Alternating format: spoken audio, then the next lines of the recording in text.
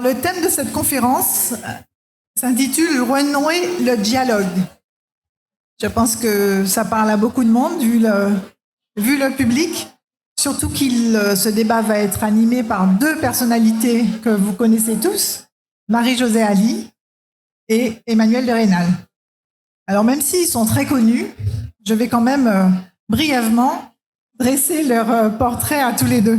Marie-Josée, même si on ne vous présente plus, vous êtes connue de tous, partout, beaucoup de Martiniquais, vous êtes une Martiniquaise bien ancrée dans notre île, aux talents multiples.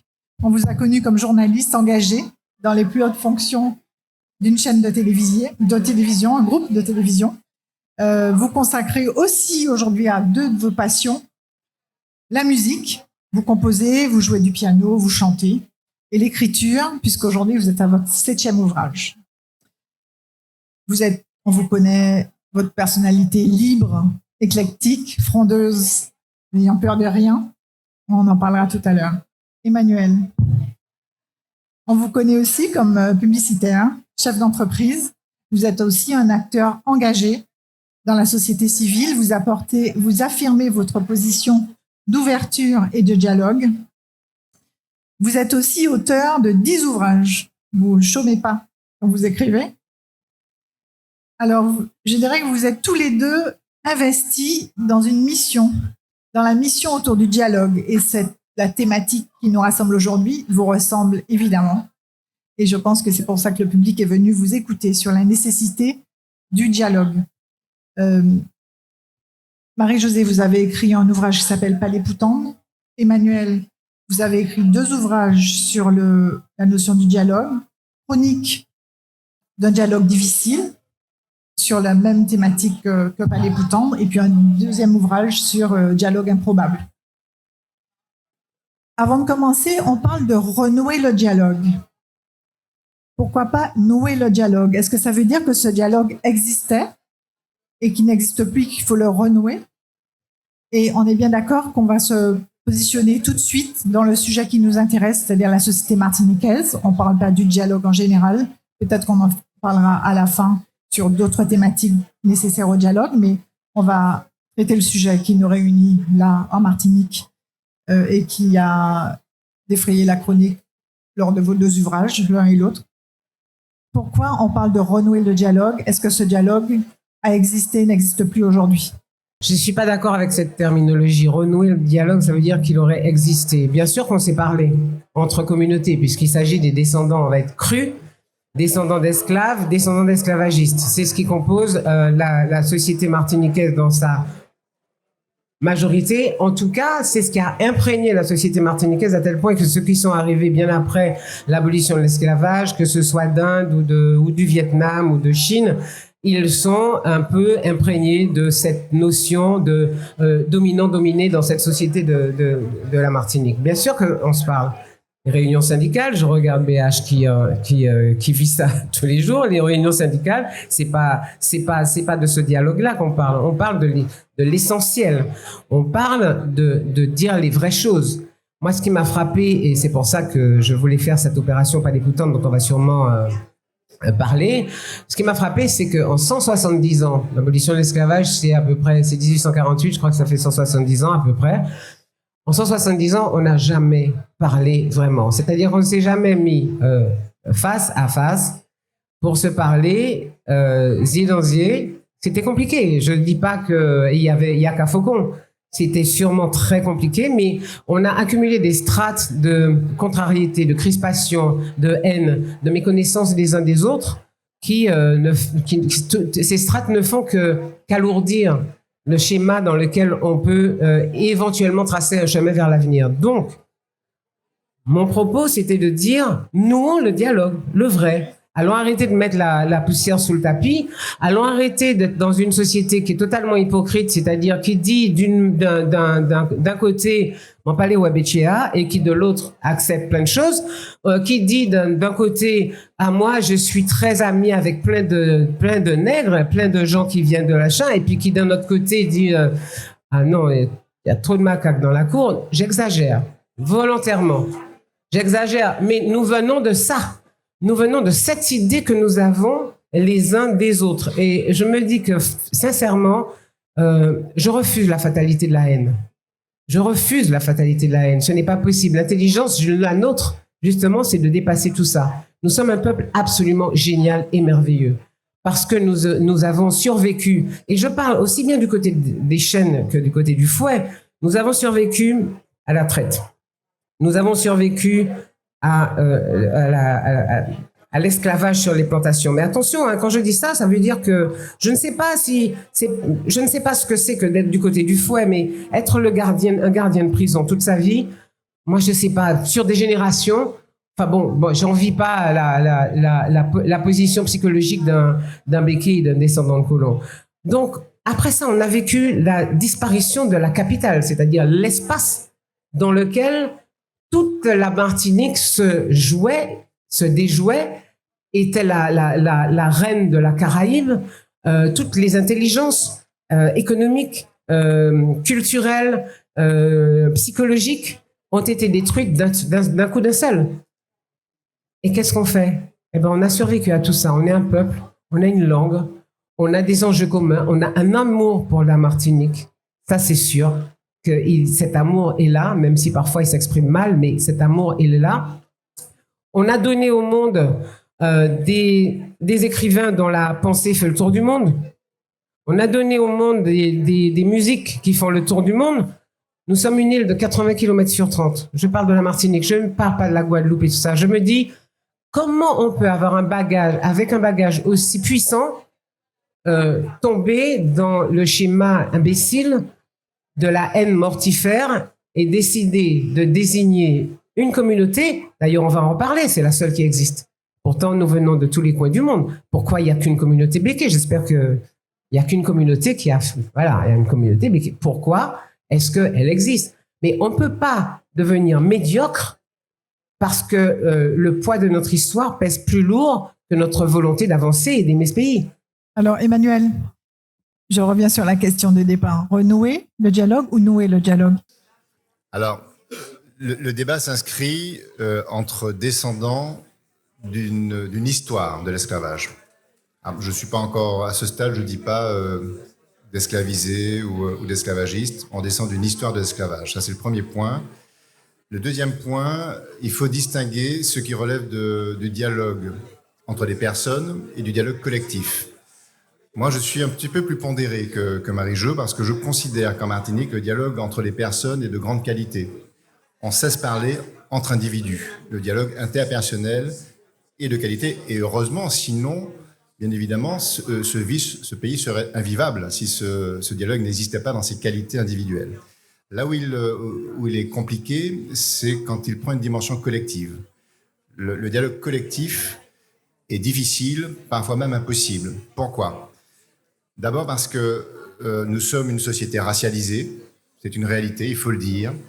Ça, c'est la construction post-esclavagiste qui a installé cette lecture racialisée du monde. Nous sommes imprégnés de cette vision racialisée du monde et ça déclenche des représentations sociales qui sont extrêmement fortes. Et le drame, c'est que ces représentations deviennent des visions systémiques du monde au détriment des qualités individuelles des individus qui composent le système. C'est ça le problème. J'en parle d'autant mieux que je suis de ceux qui a entamé un dialogue original avec Steve Cadet, et qui est donc a priori, si je le regarde avec mon œil de représentation sociale, est mon parfait opposé. C'est un afrodescendant, c'est un activiste, or, moi je suis un béquet, je suis blanc, je suis du monde de l'entreprise, lui c'est un universitaire, bref, tout nous oppose, a priori, si je le regarde qu'avec cette lecture de représentation sociale. Et d'ailleurs, ce dialogue a commencé de représentation à représentation, et il était bloqué au début, c'est évident. Et il a fallu qu'on se déshabille mutuellement, qu'il enlève sa tunique d'activiste, que moi j'enlève ma tunique de béquet, et pour qu'on puisse atteindre d'homme à homme, de personne à personne. Et là, très objectivement, malgré des handicaps sérieux, le dialogue s'est fait, il s'est déroulé, et il est devenu de qualité. Ce que je veux dire par là, c'est que je sais que Marie-Jo est très préoccupée, elle a raison, de la nécessité d'instaurer un dialogue entre les composantes de la société martiniquaise, mais on n'y parviendra pas, à mon sens, tant qu'on n'aura pas démoli mentalement les représentations qui nous figent. C'est ça le problème. Mais pour démolir les représentations qui nous figent, il faut apprendre à se connaître. Je vais vous faire partager une anecdote que je viens de vivre. Je viens de vivre un truc là. Je suis assise à côté d'Emmanuel de Rênal, qui signe ses bouquins. Il y a une que pas possible. Il signe, il enlève des bouquins de sa besace pour signer encore. Et c'est pas que des gens de la communauté béquée qui sont venus prendre des requêtes, c'est des gens de ma communauté à moi. Pourquoi? Parce qu'il y a une curiosité, parce qu'il y a un désir de savoir. Mais qu'est-ce qu'il pense, ce béquet-là? Et dans ses écritures, on va peut-être trouver des choses. Ça veut dire, pour moi, ça veut vraiment dire que pour faire tomber les représentations dont tu parles, il faut absolument engager un dialogue. Mais comme on avait prévu de le faire, puisqu'on peut le dire, tu devais participer à cette opération qui s'appelle Palipoutonne et qui consistait à faire une caravane qui passait de commune en commune. C'est l'objet de ton c'est l'objet de dernier, Palipoutonne et c'est aussi ce que raconte Emmanuel dans Chronique d'un dialogue absolument difficile. C'est deux regards différents. Alors, est-ce que tu peux nous parler de cette initiative que tu as lancée, que tu as voulu mener? Raconte-nous l'essence. Tu disais au début de ton livre, tu dis j'ai eu une intuition qui est devenue ma conviction qu'il fallait parler. Ouais, raconte-nous comment c'est arrivé et ensuite comment tu as réussi à mettre en œuvre et quelle était ton ambition dans cette démarche. Alors disons que je suis une artiste au départ, et que on fonctionne beaucoup à l'intuition, la composition, on a une inspiration, c'est pas d'où ça vient. Et c'est vrai qu'au milieu de la nuit, je me suis retrouvée avec cette idée que c'était pas possible. On était en train de s'enfoncer dans des haines primaires qui n'allaient jamais résoudre ni les problèmes économiques, ni les problèmes sociétaux, ni de la Martinique, et que ce petit pays avait besoin de ses propres habitants en fait. On avait besoin de nous-mêmes.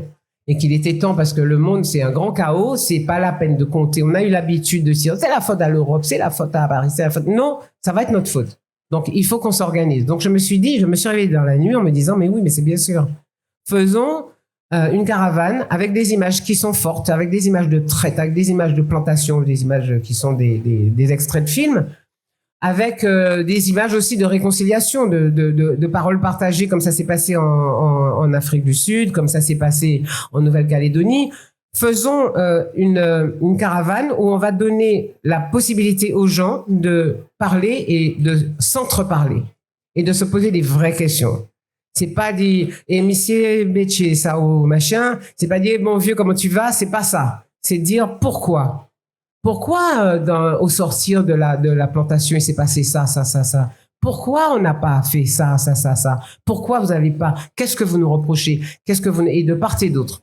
Donc, c'est un truc difficile. Moi, je pensais très sincèrement que le monde béquet allait renacler et ne pas venir du tout, en marche arrière. Alors, tu as été les rencontrer, tu as monté. Raconte un peu comment ça s'est passé. J'ai fait un rendez-vous avec Emmanuel à Paris.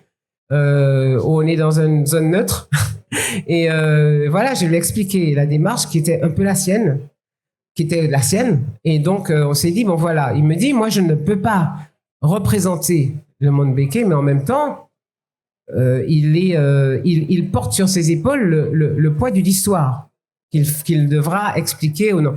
Et surtout, Emmanuel, charge-toi de faire venir les gens de ta communauté, ok? Moi je me charge. Emmanuel, tu confirmes? Oui, absolument. Et donc, j'ai jamais pensé que le problème viendrait des gens de ma communauté. C'est-à-dire que les extrémistes ont dit la route est barrée, personne n'est pas capable de ici, Marie-Josée nous a détruit. Non, mais tu vas trop vite. Non, mais il faut aller. Oui, non, mais parce qu'il faut raconter comment tu as conçu le dialogue. Et donc, tu voulais déjà, la première édition devait se passer au Lamentin, et là, ça n'a pas pu se faire. Oui, c'est-à-dire que bon, il y a eu tout un travail qui a été fait parce que commune après commune, j'ai appelé quand même 34 communes. Et tu as eu un appel. J'ai eu 32 communes, un oui massif de gens qui me disaient mais ah oui, il est temps. Donc pour moi, je me dis bon, allez, on est bien. Et donc on commence avec le Lamentin, et le jour où on commence avec le Lamentin à 14h alors que ça commençait à 18h. Alors il y a d'historiennes, parce qu'on avait quand même des Oui, il y avait un sachants. groupe, tu avais fait Il y avait un groupe d'experts. Et il y avait une représentante de l'université, qui est d'ailleurs assise là, et qui prenait des notes pour qu'on puisse faire le livre marron de toute cette expérience et donner de la nourriture à l'université pour des éventuelles études qui seraient faites autour de la question du post-esclavagiste en Martinique, parce que c'est différent à la Dominique, c'est différent à Sainte-Lucie, c'est différent. Bon. Et à 14h, c'est-à-dire 4 heures avant le truc, le matin, le maire m'appelle en me disant « Marie-Jo, c'est compliqué parce que les gars, ils sont installés, ils sont remontés, etc. » J'ai dit « Bah écoute, ils vont venir à 14h. » Je lui dis « Bah je viens. » Il me dit « Non, ne viens pas, ils vont t'agresser. » Et tout. Je dis « Je viens. » Je suis allé les voir. Donc j'ai passé un moment assez difficile parce que je me suis fait insulter. « Marie-Jo, ne te mettons là, nous mettons en bas, quand nous écrase tout, je te passe les noms d'oiseaux et d'animaux qui m'ont été attribués, mais c'était pas grave en fait. Comme je suis très coléreuse, je me suis montée très vite dans les cintres et au bout d'un moment, au bout de 2 heures de discussion stérile, mais quand même c'était le début du dialogue où je leur disais mais pourquoi vous venez pas à l'intérieur? Puisque l'idée c'est justement d'avoir une opération de vérité. Pourquoi vous n'avez pas ce courage? Pourquoi vous êtes là en train de dire on va interdire, ça ne peut pas exister? Au bout de 2 heures de discussion stérile, ils m'ont apporté un verre de thé parce que pour tomber l'état ici. Donc il y avait un mélange de trucs tellement complexes. Et quand j'ai appelé tout le monde au fur et à mesure, parce qu'au fur et à mesure les communes ont commencé à dire la première, la deuxième c'est Saint-Pierre, la troisième c'est Casse-Pilote, la quatrième c'était Bellefontaine, je crois un truc comme ça. Quand j'ai vu que tout le monde se désistait, j'ai fait une lettre à toutes les communes en disant on va pas y aller comme ça parce que ma seule possibilité, c'est de dire on est en démocratie, on a le droit de s'exprimer, donc il faut faire sonner la gendarmerie. Est-ce qu'on va faire en Martinique? Moi, je ne sais pas qui peut le faire, mais moi, je ne peux pas faire ça. Je ne peux pas demander aux matraques des gendarmes de venir ouvrir le dialogue qu'on doit avoir depuis 170 ans. Ce n'est pas possible. Donc, on était très frustrés. Je sais que finalement, dans le monde de Béké, tout le monde était prêt à y aller. Oui, c'est important de le souligner parce qu'il y avait des Békés qui voulaient témoigner. Ah, bien sûr. Ouais. Bien sûr. Emmanuel avait fait un bon travail et puis le chef de file était là. Il est juste là à ma gauche. Donc, il était d'accord pour être là. Donc ça a mobilisé un peu les énergies. Et là, il y a eu un empêchement complet. Et j'en prends la responsabilité. J'aurais pu, effectivement, la gendarmerie, mais ce serait quoi ça? Ce serait quoi? Donc, chacun, on s'est mis à écrire de notre côté sans même se consulter hein, pour raconter cette expérience. Et je me suis dit, à travers ce livre, je vais refaire le tour. Et c'est la première fois qu'on se retrouve dans cette configuration. Et on va ouvrir ce dialogue. Ce qui est important, c'est pas les livres qu'on a écrits en fait là-dessus. Ce qui est important, c'est le dialogue qu'on veut instaurer à partir de ce... Emmanuel, une réaction par rapport à cet épisode où évidemment tu étais en première ligne aussi. Oui, je crois que Marie-Jo a parfaitement résumé les faits. Une grosse préparation en amont avec beaucoup d'espoir, beaucoup d'espérance dans cette préparation, puisque beaucoup de personnes ont été rencontrées dans les mairies, mais pas que les responsables politiques, les responsables administratifs. Bien sûr. Les gens. Moi, j'ai eu des consultations assez multiples aussi avec des historiens pour être sûr que l'approche était adaptée. Donc, il y a eu des débats. Il y a eu beaucoup de débats, en fait, qui sont restés entre nous, mais qui étaient assez riches, parce qu'on mettait le doigt dans une boîte de Pandore et on ne savait pas trop comment ça allait aboutir, mais on savait que c'était important. On savait que c'était risqué, mais je pense qu'on était tous prêts à prendre le risque en se disant... De toute manière, ne rien faire est encore plus risqué parce que la situation, de ce point de vue-là, semblait bloquée pour le pire de tout le monde. C'est ça le fond du problème. Pour le pire de la Martinique, oui, en tout cas. On est un petit pays avec des bonnes volontés et qui regorge de talent, qui regorge d'envie, et puis qui sur une question... Alors, il y a des fondements, mais c'est précisément ça qu'il fallait décrypter. Il y a des grands blocages qui nous entraîne vers le bas. Alors justement sur ces blocages, puisque finalement cette volonté de dialogue et cette caravane n'a pas pu se faire dès la première séance, comment vous expliquez? Quels sont ces freins qui ont bloqué? Quels sont les freins? Mais ils sont évidents. C'est-à-dire que tant de temps de silence a fossilisé des postures. à fossiliser des postures qui sont difficiles à lâcher. Il faut Ça veut dire une qu'on pourra extrême jamais parler? intelligence. Bien sûr qu'on pourra, parce que bon, moi je renonce jamais, donc je continue. Donc ce sont des postures. Et, Qu'est-ce qu'il y a eu d'autre comme non, frein? il y a des postures, mais qui ne sont pas. Ce n'est pas qu'une critique. Hein, l'idée de la posture. L'idée de la posture, c'est que nous sommes retrouvés dans une situation. On a beau être formidable et merveilleux, il y a des limites à ce qu'on peut être formidable et merveilleux, aussi bien les uns que les autres. Il y a quand même une histoire qui a été vécue dans cette contrariété, des 170 ans d'histoire de contrariété vécue, où chacun accuse l'autre, où nous sommes dans un monde qui a besoin de boucs émissaires. Donc, nous sommes les boucs émissaires les uns des autres. Moi, je ne sais pas, et j'ai bien envie de savoir ce que dit le monde béquet des Antillais de couleur d'aujourd'hui. Je sais ce que disent les Antillais de couleur des béquets, et j'avais des questions à poser aux béquets, j'avais besoin de leurs réponses, et je pense qu'ils étaient prêts à les donner. Et je pense qu'il y avait beaucoup d'Antillais qui étaient prêts à le faire. Chaque maire de chaque commune avait autour de lui, c'est des conseils municipaux. Dans certaines communes, j'ai parlé à des conseils municipaux qui m'ont dit bravo, il faut le faire, à des gens qui étaient prêts à dire. Et la force de ce truc, c'est que ça raconte une expérience, c'est du porte-à-porte en fait. Quand on fait un truc à Grand-Rivière et qu'on fait un truc à Rivière-Pilote, c'est pas la même chose. Déjà, c'est pas les mêmes béquets qui partagent le territoire. C'est pas la même histoire de chaque territoire. Donc, il y a des histoires entre personnes. Et on sort du schéma béquet. Moi, je ne rêve que d'une chose, il y a plus de béquets, quoi. C'est pas parce qu'on leur a coupé la gorge, c'est parce que cette notion est dépassée. Cette notion est obsolète. Et que c'est pas comme ça que notre pays peut avancer. On est tous, sur les freins. je termine là-dessus. On est tous descendants de ce mélange. C'est tous Dishdeo. C'est clairement.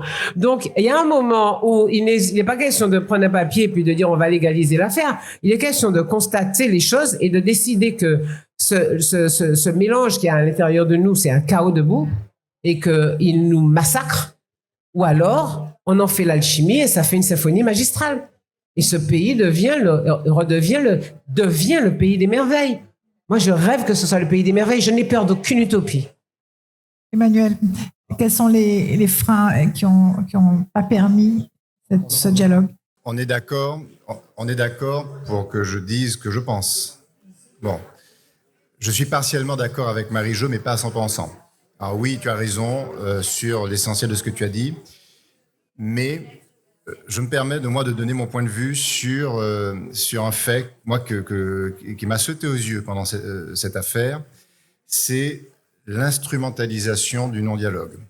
Moi, je suis désolé, je sais que ça ne fait pas plaisir à entendre, mais il y a... Vous êtes repéré. Hein.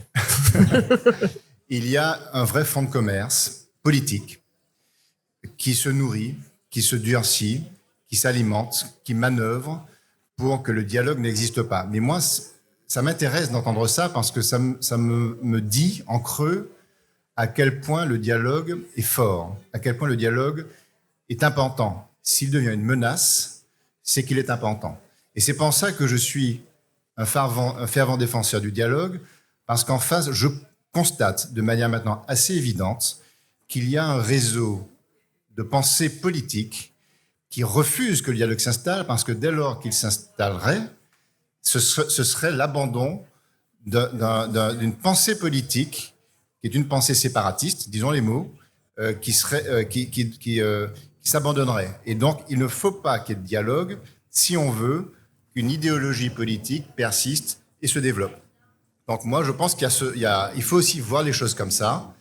Il y a d'un côté le peuple qui, lui, je pense, est dans une démarche d'ouverture sincère. Et on l'a bien vu quand Marie-Jo préparait ses rencontres, elle rencontrait des gens. Il n'y avait pas de malaise avec les gens. Et puis, il y avait une idéologie, il y avait une infrastructure, il y avait un mouvement plus ou moins masqué, qui avançait plus ou moins masqué, et qui était le grand ressort politique. Donc moi, je crois à un moment donné qu'il faut dire les choses. Le dialogue doit se restaurer à condition de dénoncer de manière définitive ces mouvements qui l'empêchent pour des raisons politiques. Non, moi je suis pas d'accord avec toi. En fait, tu dis je suis pas d'accord, mais en fait on dit la même chose. C'est ça le dialogue. Le dialogue, c'est de prendre en compte la réalité des choses. La réalité des choses, c'est qu'il y a de la manipulation politique. La réalité, il faut avoir le courage. Donc, et elle s'appuie sur quoi cette manipulation politique? Elle s'appuie sur une histoire qu'on regarde et qu'on voit. Pourquoi est-ce que les béquets ne se marient qu'entre eux? Pourquoi est-ce qu'il y a une communauté béquée? Pourquoi est-ce qu'ils sont si forts dans le domaine du business et nous on n'est pas dans... Il y a toutes ces questions. Tu vois, de la même façon que tu poses la question de la manipulation politique, en face, on t'aurait posé la question de toute ce package-là, et c'est là qu'il est le dialogue. C'est exactement ça. Et quand tu dis je suis pas d'accord avec toi, mais tu es complètement d'accord avec moi parce que tu entames le dialogue. Tu entames le dialogue avec des choses dont on n'ose pas parler. Et nous, on est de l'autre côté, et ce n'est plus les deux côtés de la barrière, on continue le dialogue et on te répond avec des choses dont on n'ose pas parler. Et c'est à partir du moment où on aura fait le clair et le net de cette situation qui peut être mais ubuesque parce qu'elle masque, c'est l'arbre qui cache la forêt. Moi, je n'ai rien contre le fait qu'on se batte contre le capitalisme. Je n'ai rien contre le fait qu'il y ait des postures politiques assumées. Mais on ne peut pas accuser une communauté, une seule, d'être le responsable de tous les malheurs du pays. Ça n'est pas possible, ce n'est pas sain parce que ça n'en réglera aucun problème. Et que, imagine qu'on prenne une gomme à effacer les béquets, on efface les béquets et demain on se retrouve exactement avec les mêmes problèmes à régler. En fait, je veux dire, c'est pas... Vous n'êtes pas suffisamment extrêmement important et grand et géniaux pour être la solution de la Martinique. La solution de la Martinique, c'est qu'on se parle. C'est que Zieblé pas cabri les Yénègres, et ça, du côté de mon côté de la barrière, il y a un chemin à faire pour pouvoir l'accepter. Et de ton côté, il y a aussi de dire, mais attendez les gars, mais vous êtes manipulés politiquement, c'est tellement simple, c'est tellement facile de voir. Tout le monde est manipulé sur la planète. Tout le monde est manipulé sur la planète. Regarde bien la tête des mecs qui nous dirigent aujourd'hui. Entre Trump et Poutine, excuse-moi, je ne me reconnais pas dans ce monde-là. J'ai l'impression que nous tous là ici, on est beaucoup plus intelligents que ces deux mecs-là réunis. Ils sont malins, mais ils sont pas intelligents parce qu'ils ne se projettent pas. Nous, on a envie de se projeter. Ce pays, les petits, c'est notre havre, on l'aime et on sait très bien qu'il faut qu'on se projette. Et pour qu'on se projette, on pose la question primordiale, qui est martiniquais? Et quand on aura commencé à y répondre et qu'on aura commencé à se parler en se disant les vraies choses, les manipulateurs d'un côté et de l'autre côté, les conservateurs d'un schéma et d'un système qui a été gardé mais jalousement pendant des siècles, ben alors, à partir de ce moment-là, on aura commencé à faire un pas. Emmanuel, tu veux réagir? Il y aurait beaucoup à dire, mais oui, Marie-Jo a raison. Elle a parfaitement raison. Il faut qu'on réussisse à faire le distinguo entre la vision communautaire, la vision systémique des choses et la vision des personnes. Si tu me dis il faut que les béquets fassent quelque chose, il ne se passera rien parce que les béquets, ça n'existe pas. Il y a des gens qui peuvent, à leur niveau, prendre des initiatives. Ce sont des individus. Cela existe. Moi, je le dis souvent, j'ai 60 ans, il me reste 30 ans à vivre. Mon champ c'est pas sympa pour moi, parce que moi, c'est pas très simple. Si Dieu veut, comme on dit. Si Dieu veut. Le cri du cœur. Le cri du cœur. Je veux dire par là que mon défi personnel, je ne vais pas endosser une responsabilité qui me dépasse trop fortement, sur laquelle je serai impuissant. En revanche, je sais où moi je peux agir. Et je sais que d'autres que moi peuvent agir à leur niveau. Nous sommes des individus, nous sommes des Martiniquais, nous sommes investis dans ce pays, nous faisons des erreurs parfois, nous faisons des bonnes choses parfois également.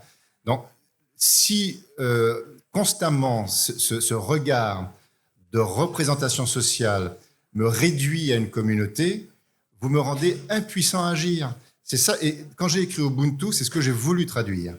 Ubuntu, c'est nous sommes dans un monde étiqueté. Quand je discute, d'ailleurs, aujourd'hui, c'est flagrant, je suis face à toi. Avant d'être Emmanuel de Rênal, une personne qui a des qualités et des défauts, je suis d'abord un béquet. Ça veut dire que, boum, j'ai ma peinture, et puis il faut que je me débatte avec ça. Avec ça, ouais. C'est ça ma vérité. Moi, je suis désolé, alors ça peut ne pas plaire, mais je m'en fiche. J'ai décidé que je n'étais pas qu'un béquet. Je suis un béquet, mais ce n'est pas ça qui me définit. Je suis une personne, j'ai mes qualités, j'ai mes défauts, et j'avance. Après, je ferai des erreurs, mais je pense qu'à un moment donné, il faut arrêter d'avoir un regard systémique sur nos petits groupes qui composent la Martinique, d'avoir un regard communautaire Parce que on s'enferme mutuellement dans des représentations sociales qui sont impuissantes. Les béquets ne peuvent rien faire. Ça n'existe pas, les béquets. Les béquets n'ont aucun pouvoir d'action. Les mulâtres ne peuvent rien faire. Les fonctionnaires, il y a un résumé dans... Enfin, tu disais que chaque fois qu'on utilise le mot lait, le mot lait pour L-E-S. désigner... Oui, enfin, je pourrais lire l'extrait de... Pour désigner Guido. des humains, oui. C'est l'antichambre du racisme, lait. Les Arabes, les Juifs, les Noirs, les Blancs, les béquets, lait. C'est terrible cet article, parce que, un, il nous rend impuissants, deux, il nous déresponsabilise, parce qu'on se planque derrière une étiquette, alors que toi, Marie-Jo, tu peux agir. Tu es une artiste, tu as un talent, tu as une force de conviction, et c'est comme ça que tu es efficace, parce que tu es libre. Moi, je pense que je peux agir aussi. Parce que tu as décidé d'être libre. Ici, aujourd'hui, les 40 auteurs qui sont avec nous, ce sont des individualités. Ils ont leur part de pouvoir. C'est ça. Il faut qu'on arrête de nous enfermer mutuellement dans ces étiquettes. Alors, il faut que tu... Donc, le dialogue... Alors, il faut vraiment qu'on se réveille dans nos capacités individuelles, personnelles. C'est le débat qui avait lieu entre Glissant et entre l'universitaire de Jean Bernabé. Jean Bernabé, il disait une chose très juste, et moi j'adhère à sa vision. Il disait, la Martinique s'est construite pendant des décennies sur la logique d'identité. L'identité, c'est un mot tabou, faut surtout pas démolir ça, on est fiers de notre identité, etc. Personnellement, moi je veux démolir ça. Je veux sortir de ce carcan identitaire. La logique identitaire, elle est mortifère. Et je préfère de très loin la vision de Jean Bernabé qui disait une identité, c'est comme une carte d'identité, ça a 4 bords, on est dedans, on est enfermé là-dedans et on ne peut plus agir. Ce qui compte, c'est la personnalité. Nous avons tous des personnalités, nous avons tous des capacités de personnes. Il faut simplement les activer dans le sens du bien commun, de l'intérêt général et de la vision collective, mais ne nous enfermons pas dans la vision identitaire. Alors, la musicienne que je suis te dira qu'on a mal interprété la vision de l'identité. Pour moi, l'identité, ce n'est pas un espace de rupture. L'identité, c'est un espace de communication. Dis-moi qui tu es, je te dirai qui je suis, et j'aime ça. Mais c'est un espace pour te dire bonjour. C'est pas un espace pour te mettre la main sur la figure. C'est là qu'on a tout faux. Oui, c'est là qu'on a tout faux. Et oui, il faut revoir le lexique même, la grammaire. C'est une question de vocabulaire, de compréhension. C'est pas une question de vocabulaire, c'est une question de ce qu'on met derrière les mots. C'est ça, de mots, de compréhension du mot. Les mots nous trahissent parce qu'ils ont des significations multiples. Il faut savoir les charger de leur nouveau sens. Il faut savoir les charger de leur nouveau sens. Il faut qu'on faisons attention aux dérives de ce très joli mot qu'est l'identité, parce que c'est un mot auquel on adhère. Il a été quand même porté par des grandes figures intellectuelles martiniquaises, Aimé Césaire le premier. Mais faisons attention aux dérives. Enfin, je sais que c'est un peu iconoclaste ce que je dis, mais on a décidé de dire ce qu'on pensait vraiment. Donc je le dis, désolé. Oui. Hein, on est là pour ça. Mais arrête d'être désolé, moi je suis pas désolé de dire ce que je pense. Au contraire. Je considère, moi, quand je regarde les grands conflits de la planète depuis la nuit des temps, quels que soient les conflits, il y a une raison, une base identitaire. C'est les guerres entre les Arabes et les Juifs, entre les Allemands et les Français, on peut repérer entre les Hutus et les Tutsis, on peut balayer la totalité des conflits. Il y a toujours une base identitaire. Et j'ai même envie, pour être un peu provocateur, pour dire que je n'ai pas vu à aucun moment dans l'histoire de l'humanité quand la logique identitaire a produit du bonheur. Moi, je n'y crois pas. Je crois qu'il faut arrêter cette folie de nous enfermer, parce que peut-être que l'identité, c'est un beau projet, sauf qu'il dérive parce qu'il y a cette tentation d'instrumentaliser ce joli mot pour en faire des clans et des blocs, et on oublie, en le faisant, on oublie la puissance des personnes, la personnalité qu'évoquait notamment Jean Bernabé. Non, mais on a une faculté extrême, c'est de transformer les belles choses en instruments de torture pour nous-mêmes, parce que quand on torture l'humanité, quelqu'un en face de soi, on torture l'humanité. Donc il faut redonner du vrai sens aux mots. C'est ça qu'il faut faire, c'est redonner du vrai sens aux mots. Aujourd'hui, tu me parles du racisme, tu me dis oui, il y a le racisme a changé de camp en Martinique, parce que moi j'ai vécu, il faut entendre ce que les autres ont à dire, c'est ça, pas l'écoutant en fait. Et ce que les autres ont à dire, c'était quoi? C'est que moi j'ai vécu la période quand j'étais gamine où on surveillait à l'entrée de l'accouchement de chacune des femmes, on surveillait la couleur de l'enfant en disant la peau, il sauvé, il blanc. Il y a un moment où on peut plus supporter de vivre ça. On ne peut pas supporter de décider que être noir, c'est être nul, c'est être un déchet de l'humanité, c'est pas possible. Et ça, on doit le partager. Si on ne le partage pas, on n'avance pas. Et quand tu me parles effectivement des chapelles identitaires, il n'y a pas de chapelle identitaire. C'est des passerelles. L'identité, c'est ne pas être des clones. C'est que tout le monde ne soit pas pareil. J'ai pas envie que tout le monde soit comme moi. T'as pas envie que tout le monde soit comme toi. J'ai envie que tu sois comme toi et que moi je sois comme moi et qu'on se dise bonjour et qu'on ait des histoires à se raconter. Faut pas oublier, puisqu'on est quand même dans un salon du livre, nous sommes des conteurs dans ce pays. Nous sommes des conteuses et des conteurs. Nous racontons des histoires. Nous interpellons le monde avec nos histoires. Nous sommes toujours entre la spiritualité et c'est ça qui fait que le Martiniquais est Martiniquais. Et pour moi, tu es Martiniquais comme moi. Et sûrement, tes ancêtres l'étaient avant qu'une partie des miens ne le soit. Puisque Zot rivé avant nous. Puisque Zot fait nous entrer. En fait, tu vois comment je parle? Là, tu aurais pu me dire, mais pourquoi tu n'intègres pas ta partie blanche dans ton... C'est beaucoup plus difficile. Ça aussi, il faut qu'on arrive à l'intégrer. Marie-Jo, si on se met dans une posture de fiction qu'on aimerait tous voir la réalité, quelles seraient les questions que tu aurais eu envie de poser si ce dialogue avait pu exister, si la caravane s'était mise en place? Quelles sont les questions que tu aurais voulu poser? Non, c'est-à-dire qu'il n'y a pas une feuille sur laquelle j'ai noté les questions, même dans ma tête, même dans toute ma vie. Je ne sais pas les questions que j'aurais posées. Ce que je veux, c'est la conversation, la vraie conversation. C'est quand il répond à une première question avec sincérité, que moi, je prends une partie de sa réponse parce qu'il m'a apporté une information et j'avance avec ça, et qu'il avance et qu'il avance. Donc, c'est pas un truc qu'on peut... Il n'y a pas des questions, bien sûr. Il y a des questions bateaux. On peut se poser des questions bateaux, mais c'est même pas nous qui pouvons régler ces questions-là. Les sociologues, les psychologues, les historiens peuvent les régler. D'ailleurs, ils étaient là pour ça et ils l'auraient fait. Non, la conversation, vraiment, la vraie conversation, c'est celle qui touche à nos passions, parce que nous avons des relations passionnelles. Donc, tu rejoins ce que Emmanuel dit quand il dit qu'en fait, la conversation ne peut exister qu'entre personnes. Et donc, dans ce dialogue, c'est les personnes qui seraient présentes à ce dialogue, à cette rencontre, à cette caravane, Bien sûr, c'est pas l'IA qui va nous faire la conversation, non, c'est les personnes qui la font. Chaque personne peut avoir des questions différentes. Mais bien sûr, et c'est avec toutes ces questions-là qu'on va avoir un éclairage un petit peu particulier sur chaque chose. Ça mettra du temps. C'est pas un truc qui tombe comme ça du ciel. On n'a jamais dit c'est trop difficile.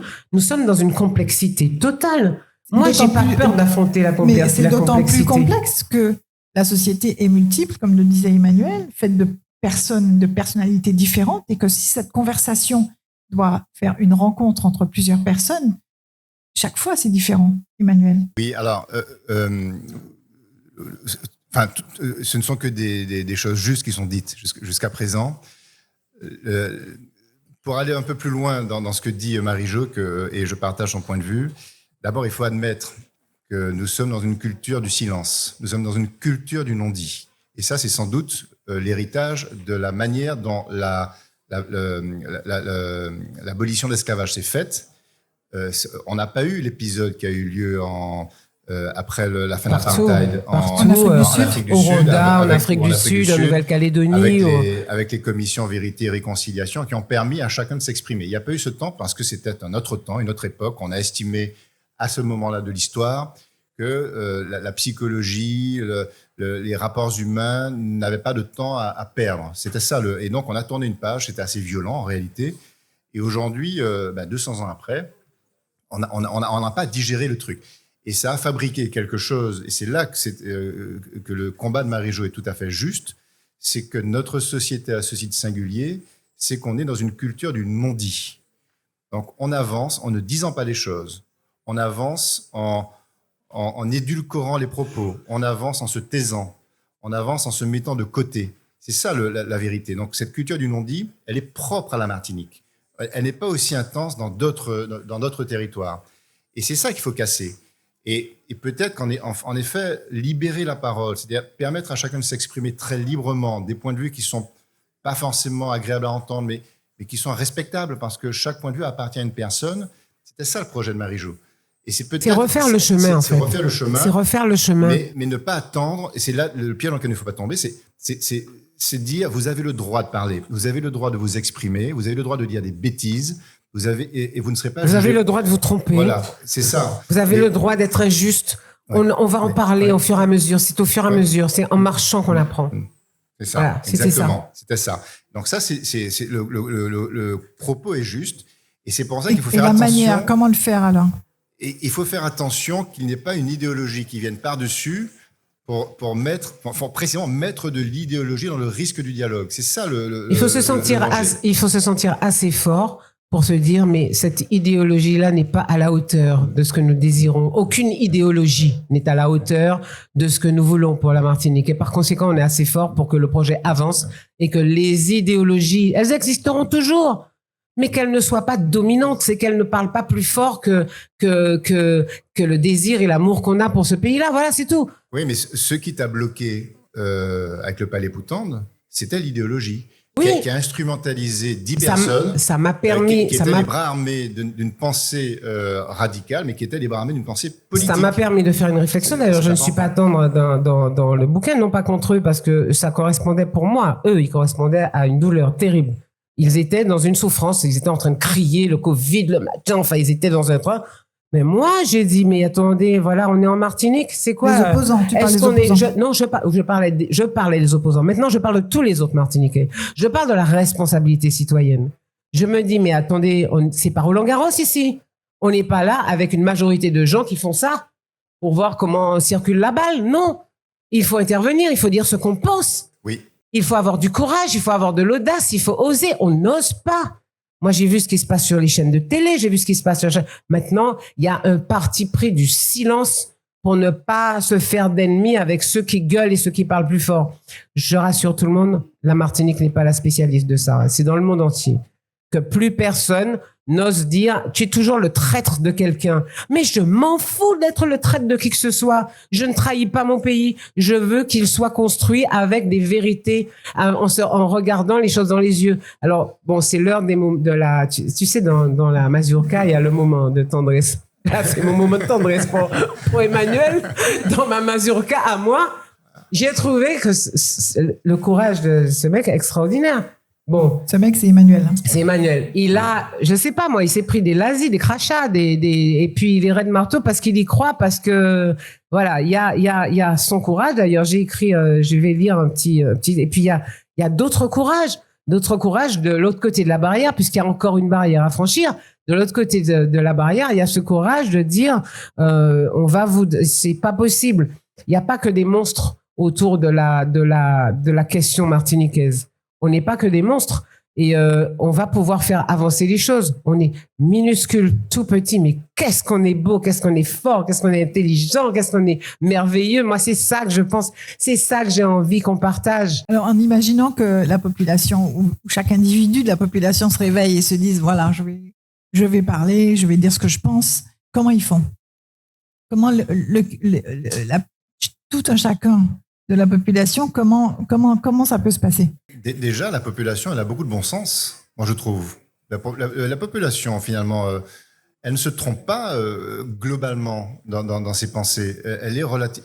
Si la population était dans la réalité de ce risque qui est dépeint, personnellement, je ne pourrais pas sortir de chez moi, je ne serais pas venu aujourd'hui, j'aurais des gardes du corps indéfiniment, ma maison serait fermée à clé tout le temps. Donc, il y a quand même... Et ça continue, ça va venir. Hein. Oui, mais la réalité, c'est que moi, je vis dans ce pays, je suis très à l'aise et j'ai des relations de très grande qualité, comme beaucoup de monde. Donc ça, c'est une réalité que je constate, si vous voulez. Et puis, il y a un récit qui est fait, qui est plutôt effrayant. Mais entre le récit et la réalité des choses, je trouve que la population, elle a énormément de bon sens, malgré tout. Elle n'est pas embrigadée dans... et c'est pour ça que... D'ailleurs, sur le plan idéologique, il y a ce risque du dialogue qui est perçu par ceux qui tentent, je pense, de manipuler l'opinion publique, parce que le dialogue, c'est juste la bonne vertu pour faire circuler les bonnes idées dans un peuple. Mais c'est à eux qu'il faut dire ça. C'est pas ici devant un micro avec des gens qui sont suffisamment éclairés pour le comprendre. Et c'est à ça que ça sert, Palipoutan, en fait. C'est ça, en fait. L'idée, c'est de leur dire, c'est d'avoir le courage d'être en face d'eux et puis que, effectivement, les gars, faut arrêter de faire la manipulation politique et qui répondent, bon, les gars, faut arrêter de vous fourrer dans les poches pendant que nous, on est en train de crever la dalle et qu'on remette les choses qu'on remette les montres à l'heure parce que ça ne définit pas. Ni, effectivement, toi, tu te définis pas en tant que Béquet. Je veux vous lire ce que j'ai écrit dans Palipoutan sur lui, puisque c'était l'heure. Je vous rappelle que c'était l'heure de la tendresse de la masure carrée. Et puis, il y a Emmanuel. On habite le diamant tous les deux. Tous les matins, il court pour faire transpirer son corps, parce que on habite le diamant, il court, je le croise sur la plage. Tous les matins, il court pour faire transpirer son corps et affamer sa tête. Mais surtout, il court après une question, toujours la même, mais il n'a pas la réponse. Pas tout seul. Il est le funambule sur une corde tendue au-dessus de l'abîme de l'histoire. Mais bon, encore... Les voix qui montent veulent inventer un chant nouveau. Peut-être, on ne sait pas.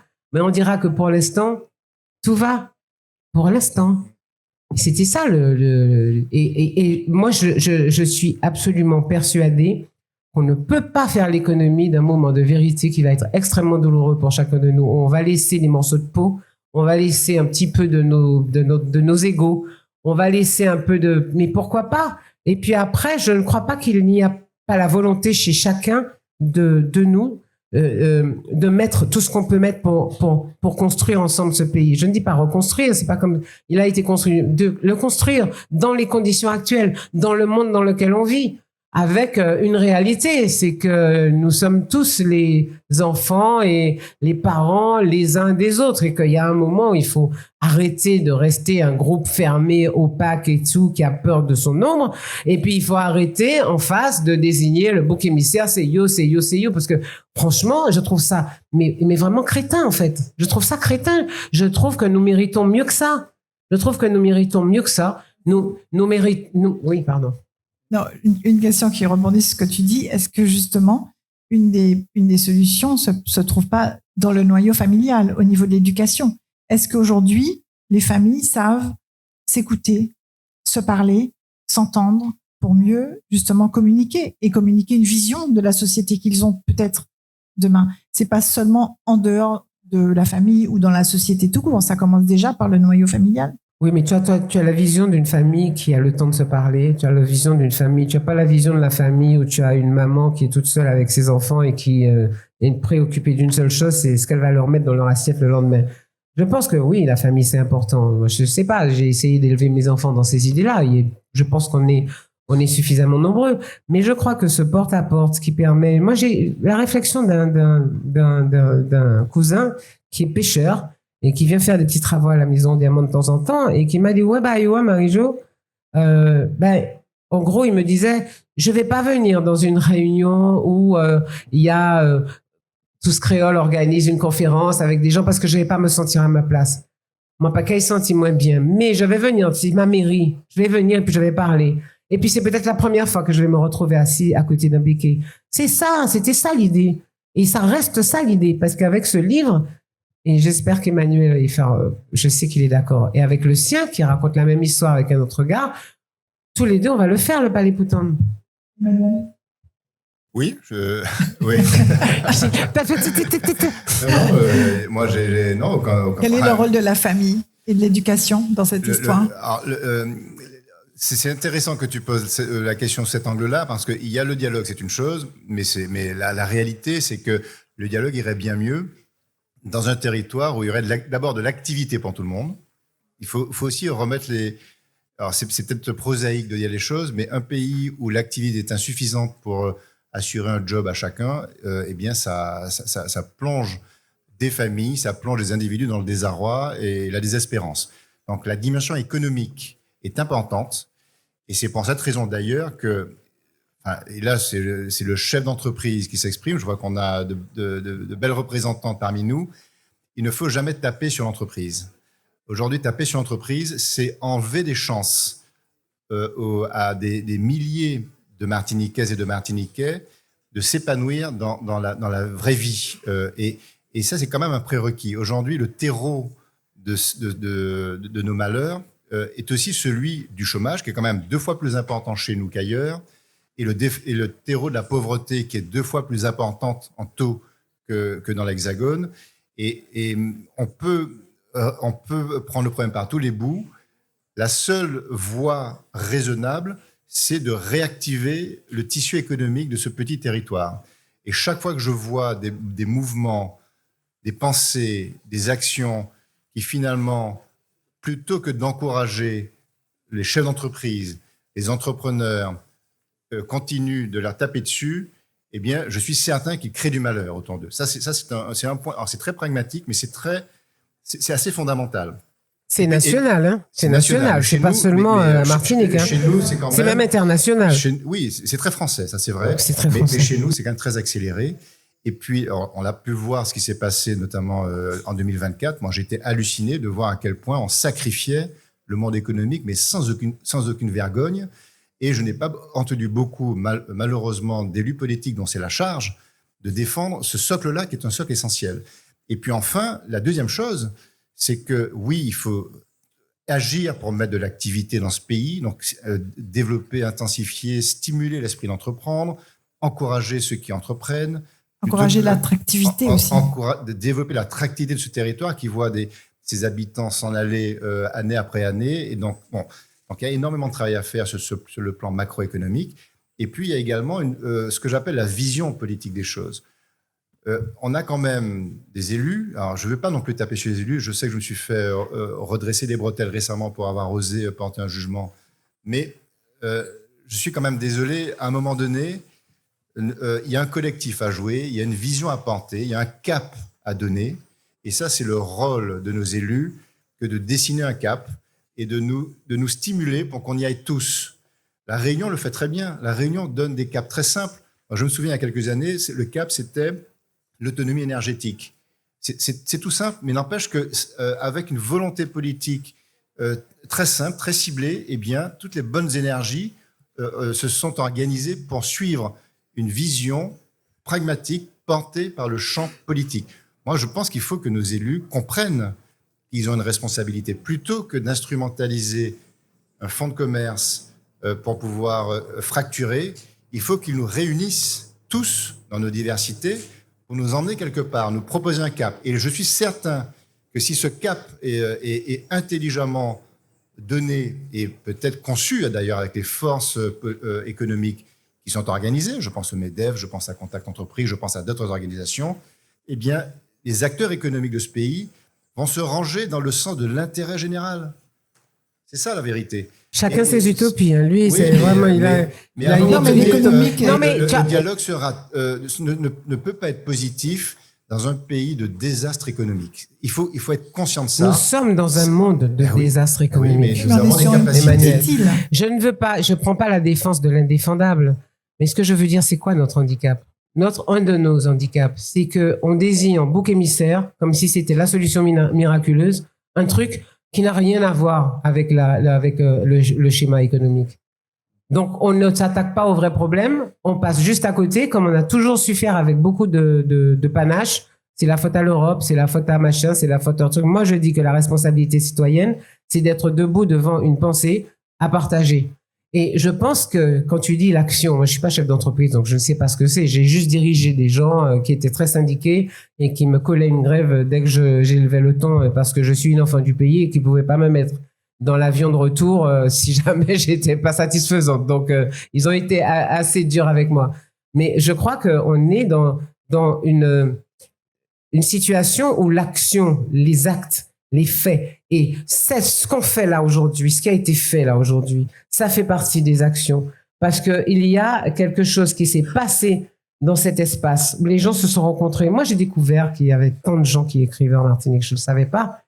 J'ai eu tellement de plaisir à discuter avec les gens. Chacun a son petit bout de Martinique en toute liberté qu'il raconte. Et ce petit bout de Martinique nous permet d'aimer encore plus la Martinique. Moi, je pense que j'aime un peu plus les gens que j'ai vus là.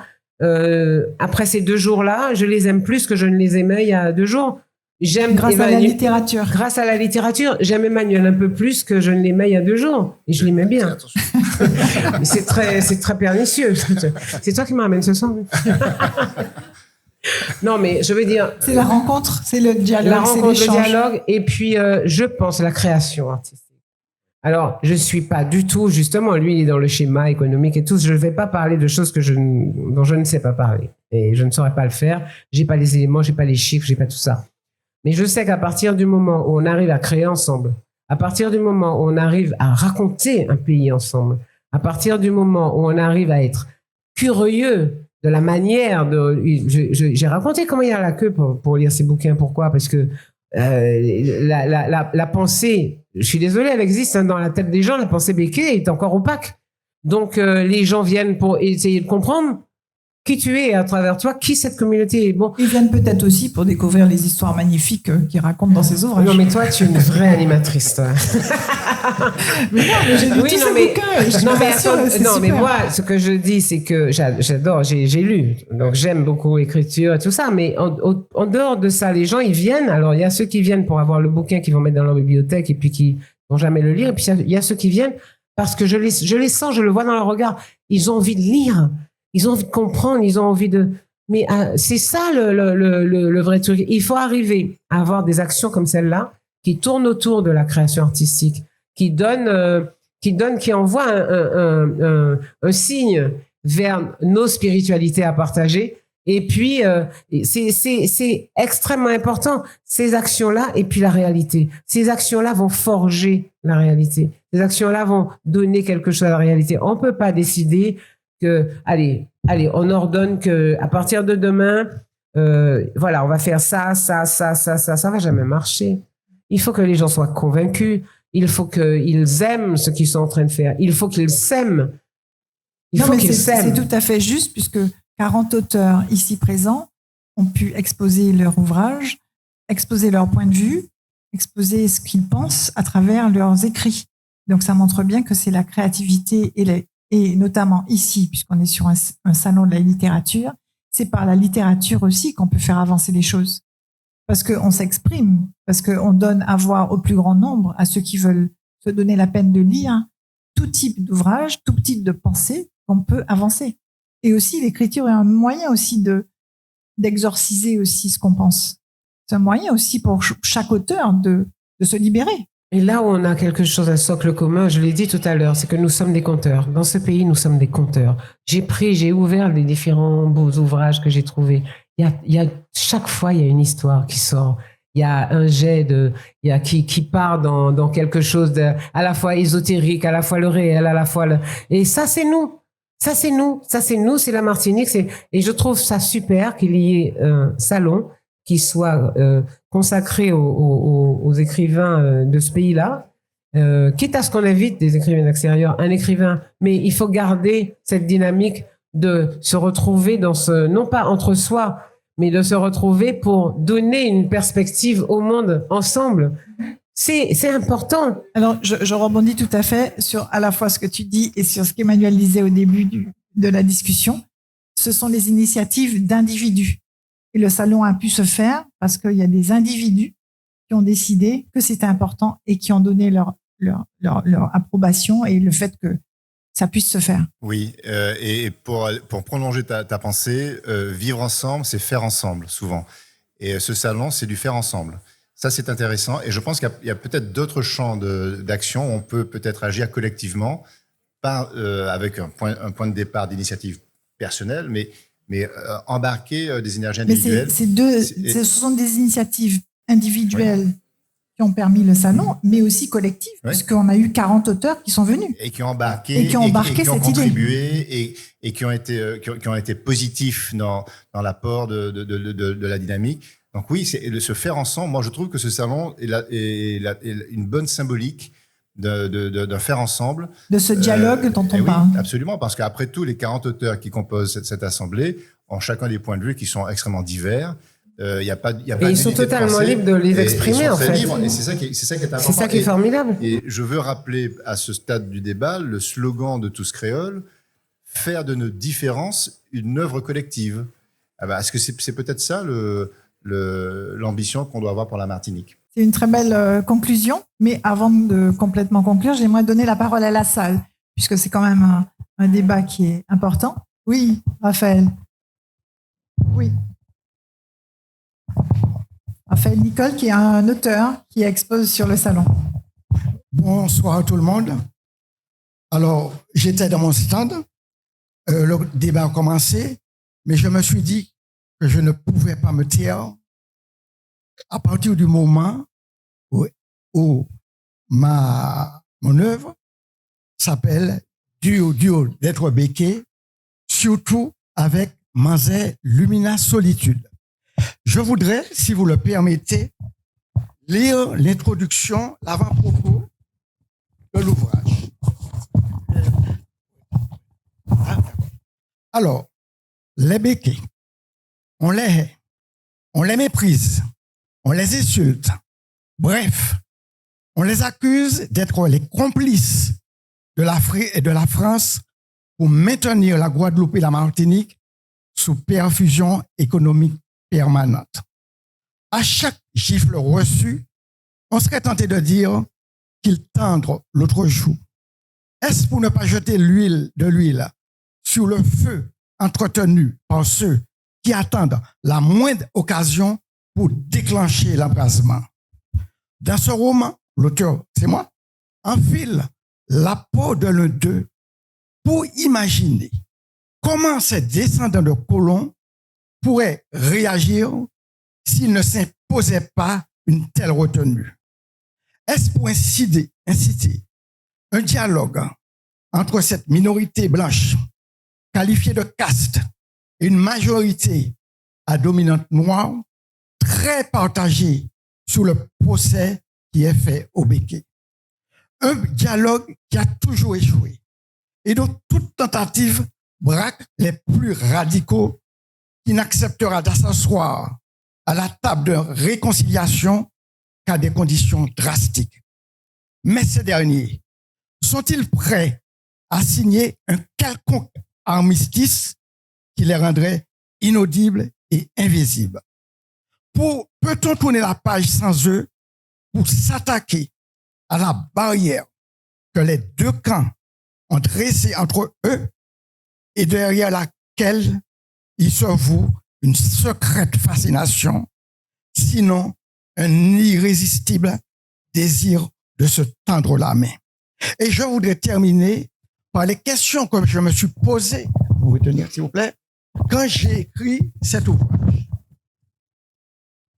Les béquets ou blancs créoles sont-ils des Martiniquais ou des Guadeloupéens à part entière ou entièrement à part?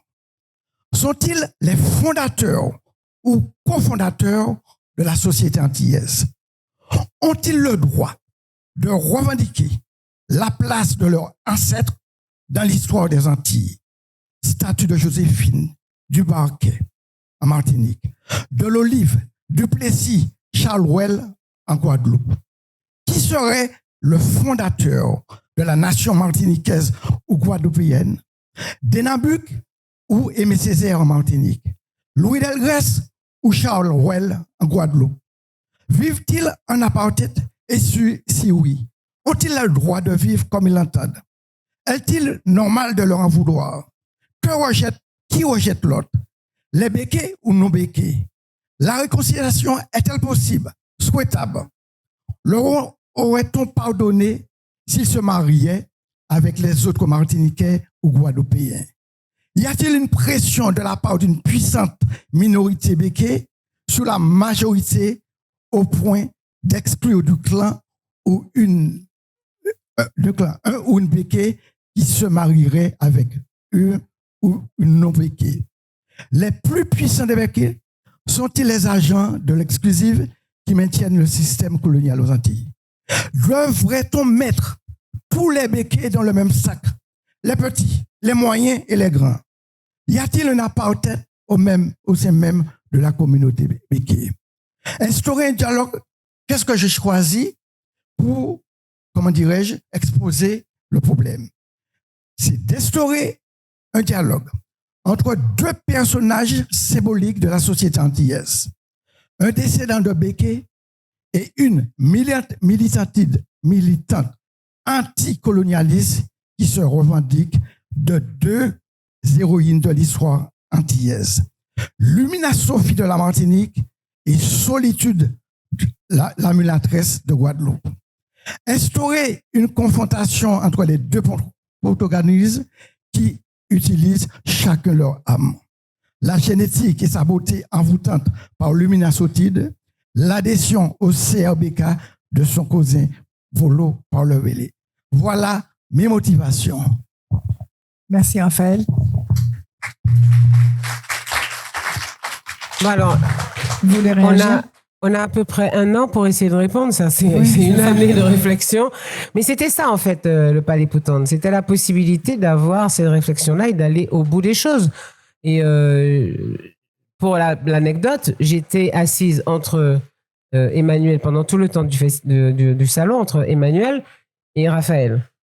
Mais il a vendu son livre, mais il en sortait des tralés de son sac parce que tout le monde voulait acheter aussi ce bouquin. Donc, il y a une curiosité que nous avons les uns des autres. Et je crois que ce festival, ce salon est d'une importance capitale parce que on a libéré une parole. Où est-ce qu'il aurait fait ce qu'il vient de faire là, si ce n'est là? Parce que lui, l'artiste, lui, l'écrivain, se pose tout ça. Et Emmanuel est là, il l'entend. Il y a plein de gens dans la salle qui l'entendent des deux côtés de la barrière. Il n'y a qu'une chose sur laquelle je m'interroge, c'est que les béquets sont au centre de ta réflexion. Et nous alors? On n'existe pas? On existe avec la... C'est une provocation. Je le provoque. Je le provoque. Non, parce que dans le dialogue, tout, les tabous sont soulevés et la révolutionnaire et le béguet, des deux côtés, ils avancent leurs arguments. Et cela dans le cadre, disons, de la société antillaise.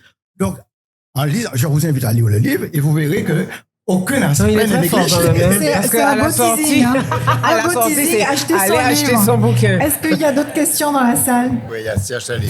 Serge Tali. Et c'est juste une question parce que j'ai pas de voix. J'ai entendu au début quelle communauté béquet et une autre communauté. J'aimerais savoir quelle est cette communauté et juste me dire si j'en fais partie.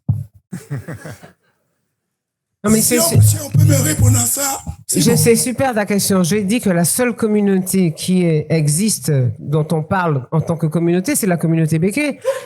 J'ai pas dit qu'il y avait une autre communauté en face de la communauté. Mais c'est ça, là. Mais il a plus de voix. Il a plus de voix, Serge. Voilà, mais c'est ça. Les communautés peuvent pas se rencontrer s'il y a qu'une seule communauté. Je traduis ce qu'il a dit. Eh ben yes, voilà. Palais Poutanne a commencé ici, aujourd'hui, voilà, ce soir. On a fait le premier épisode. C'est le premier épisode. Premier épisode de Palais Poutanne. Il y a d'autres réactions? Oui, Catherine Roda, présidente du MEDEF.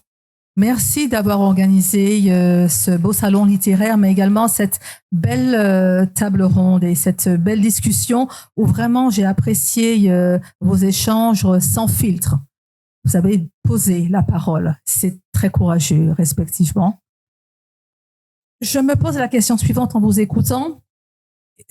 Sommes-nous prêts, individuellement, collectivement, à accueillir notre métissage pour devenir qui nous sommes? Je ne parle pas seulement d'un métissage biologique, génétique, mais un métissage culturel, d'un métissage d'histoire également, d'un métissage d'odeur, un métissage de partage de vie. Est-ce que nous sommes prêts à faire ce travail pour accueillir notre métissage, notre diversité, puisque nous sommes vraiment la source, la rencontre en fait de telles histoires que vous avez évoquées. Cela touche, à mon sens, à une valeur encore plus profonde qui est celle d'un besoin de restaurer notre confiance en nous. Un besoin de restaurer individuellement l'estime que nous avons de nous-mêmes pour ensuite être en mesure de faire ensemble. C'est important qu'on puisse s'autoriser à partager des souvenirs communs, à partager des odeurs communes. On a eu les mêmes recettes de grand-mère qui ont préparé la confiture de surette cochon au mois d'août. On a eu les mêmes fêtes de première communion, les mêmes fêtes d'anniversaire, les grands temps forts du territoire, on les a tous partagés. Je parle en ce sens également de métissage. Donc, moi, je nous pose cette question parce que c'est une réflexion que je mène depuis très longtemps, étant moi-même métisse. Quand serons-nous prêts à faire peuple ensemble? Emmanuel, tu veux réagir? Alors, il y a 1000 manières d'aborder cette thématique. Moi, je fais partie de ceux, étant membre animateur de Tous Créoles, de ceux qui pensent que nous préfigurons d'une certaine manière en Martinique le peuple mondial de demain. On est aux avant-postes de ce à quoi va ressembler l'humanité dans les décennies à venir. Moi, je suis convaincu de ça. On est au confluent de plusieurs racines africaines, européennes, asiatiques, indiennes, qui se mélangent par la culture. On a fabriqué quelque chose de singulier avec la créolité en réalité, et qui est en mouvement, qui avance. Alors, est-ce que ça va dans le sens de ce que tu souhaites? Moi, je crois que oui. On n'a peut-être pas encore abouti, mais en tout cas, le chemin est pris. Et moi, je pense qu'on prend de l'avance en réalité. Alors, on est un peu schizophrène parce qu'on se juge de manière un peu radicale, mais quand on se compare, on devrait se réjouir parce que sincèrement, ce qui se passe depuis des décennies chez nous est bien plus novateur sur le plan de la construction sociétale de ce qui se passe en Europe, de ce qui se passe dans d'autres grands théâtres du monde. Et moi, je pense qu'on préfigure le monde de demain. Donc après, il faut il faut favoriser ce métissage pour qu'il se prolonge. Et tu as complètement raison de dire que le métissage, c'est le métissage culturel, mais la musique que fabrique notamment Marie-Jo, c'est bien une musique d'influence métissée. C'est ce qu'on appelle le syncrétisme. C'est le syncrétisme. L'écriture, moi, si j'ai écrit précisément, enfin, je sais qu'on avait eu des discussions, Marie-Jo, quand on avait préparé le truc, tu m'avais demandé pourquoi, qu'est-ce que je devais faire de mes ancêtres, parce qu'on avait eu des débats là-dessus, et moi, j'avais dit, j'ai décidé de les partager. Et je les partage, et ça, c'est une forme de métissage. Quand j'écris Ubuntu et que je raconte sans filtre la vérité de mes ancêtres, eh bien, je partage mes ancêtres. Et ce partage d'ancêtres, c'était un thème qu'avait aussi développé Serge Romana. Je crois qu'on est dans ces chemins-là. On n'a peut-être pas encore abouti, mais on est dans la bonne voie. Et ce qui se passe aujourd'hui, ça fait partie des étapes. Mais on ne peut pas aller peut-être plus vite que la musique. Mais rassurons-nous, nous sommes aux avant-postes de ce qui se passe ailleurs. Parce qu'il y a des verrous quand même à faire sauter. On va faire simple. Par exemple, moi, je sais que j'ai beaucoup plus de mal à accepter ma part blanche que ma part africaine ou ma part de n'importe quelle... Bon, voilà. Il va falloir quand même que je me penche sur la question et que je me demande si j'ai pas un petit truc. Sérieusement. Mais est-ce que toi, tu es prêt à... Quel pourcentage de sang noir tu as dans les veines? Non, mais attendez, vous allez être étonné de la réponse. On a eu la discussion. C'est une discussion. Alors, j'en parle librement puisque je l'ai même rendu public. Parmi nos différents échanges, quand j'ai écrit Ubuntu, je reparle de ça rapidement parce qu'on est dans ça en littéraire. Ubuntu, je propose mes ancêtres. Alors, j'en fantasme certains parce que je ne les connais pas tous. Je remonte très loin. Et puis, je propose ceux que je connais, dont je connais l'histoire et le récit et le portrait de tout ce beau monde est fait. Et je dis clairement, je suis tous ces gens-là. Et parmi mes ancêtres, il y a toutes les influences.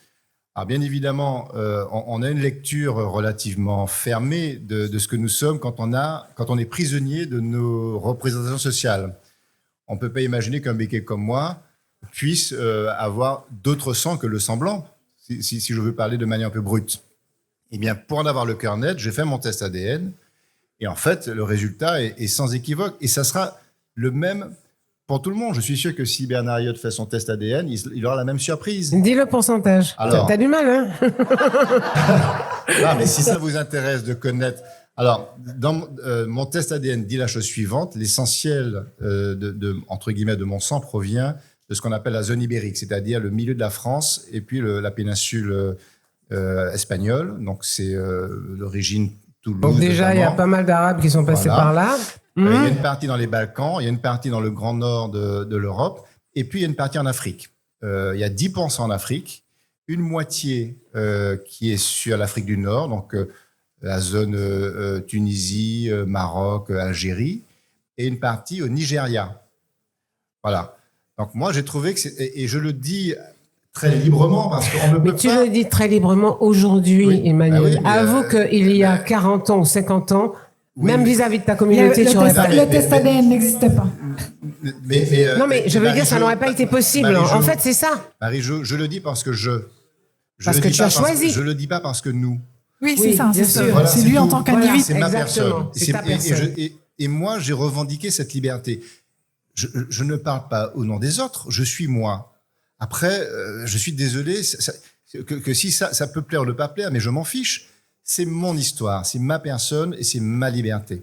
Et donc, moi, je revendique de dire ma liberté, de dire mes faits. Et je pense que c'est ça qu'il faut réveiller chez chacun de nous. Il faut arrêter de se planquer derrière des représentations sociales. Exactement, derrière des postures.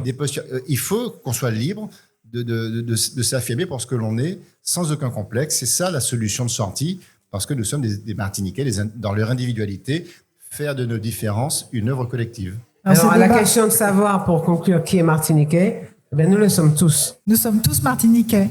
Et vous voyez l'intérêt de ce débat, on a largement dépassé l'heure et on devra malheureusement clôturer ce premier épisode de Palais Poutante. Ouais. Et on se donne rendez-vous pour le deuxième épisode qu'on espère bientôt le tenir. Merci. Voilà, merci à tous.